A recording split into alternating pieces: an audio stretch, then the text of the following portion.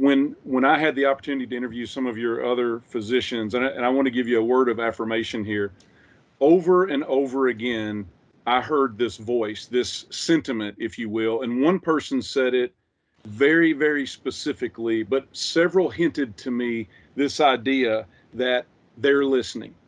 When I was asking questions about, tell me how you're using Best Upon Request and what are you using us for and how is that helping you?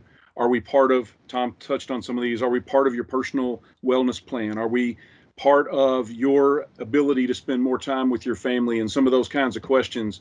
When I ask a question, if you could send a message by me to your leadership, if there's one thing you would share with them, what is it? And several people touched on this, but one said it so specifically, they're listening. They're listening.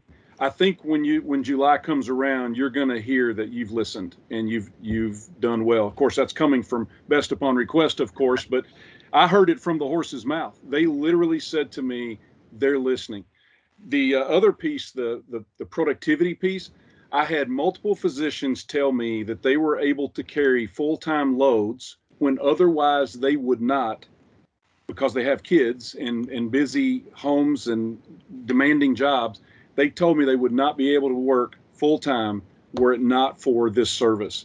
And so you probably haven't gone off and calculated an ROI beyond physician engagement, beyond physician sentiment, beyond your culture metrics and knowing that things are going in the right direction. And again, those three things you talked about aligning, those are aligning. And so your mission, your ROI, I hope you agree that it's been accomplished as far as you can tell so far.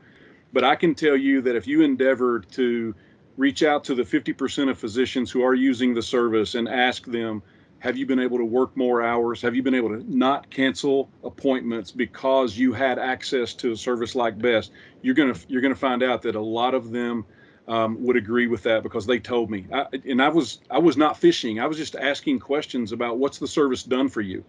And I had multiple say, I've canceled less appointments in the last 2 years that I've been using this service than you could imagine. And I had one physician say to me, I was 3 days a week. I was able to go full time because of this service. She and her husband are physicians. They're very busy. And she said, my patients, she works in mental health. She said, my patients need continuity that beyond what I was able to provide for them.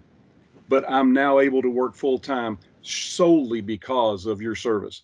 And so I think there's an ROI far beyond engagement and culture and just driving ownership and getting those key organizational metrics to align.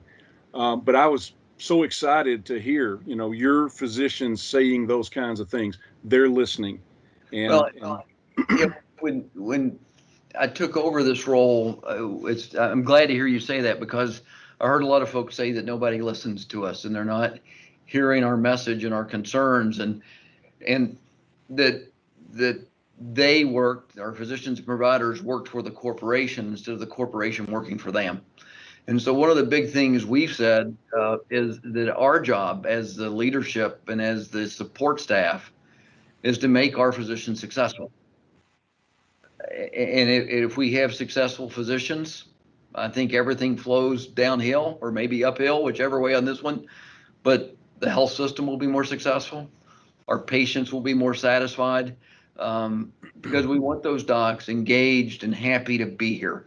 I once had a consultant who worked with me, not Tom, but another guy who would say that many physicians feel like they're trapped in resentful bondage.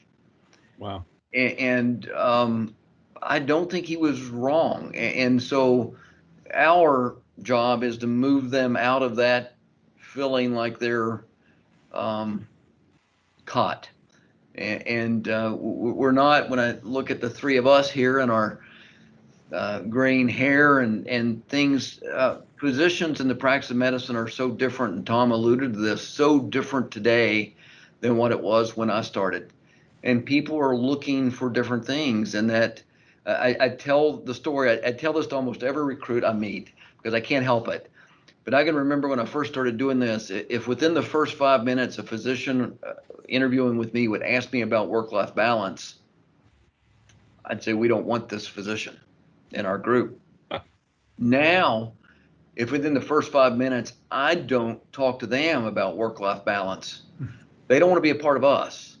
Wow. And we actually talk about best upon request in our recruitment as something that sort of sets us apart from potentially other groups. This is part of, hey, has anybody talked to you yet about best upon request? They say, oh, what are you talking about? Well, we have this concierge service. Oh, yeah, somebody else mentioned that. They just didn't mention the name. That's pretty neat. It is a differentiator, I think, when it comes to physician recruitment.